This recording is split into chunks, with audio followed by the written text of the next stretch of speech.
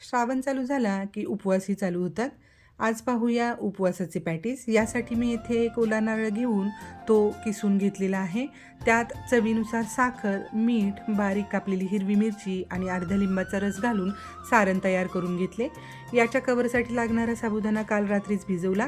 2 मोठ्या वाट्या साबुदाणा मी भिजत घातला होता. त्यासाठी 3 मीडियम साईजचे बटाटे उकडून घेतलेले आहेत आणि ते किसणीवर किसून घेतले. सकाळी मिक्सरवर साबुदाणा बारीक वाटून घेतला आणि बटाटे साबुदाणा त्यात मीठ घालून व्यवस्थित मळून घेतले.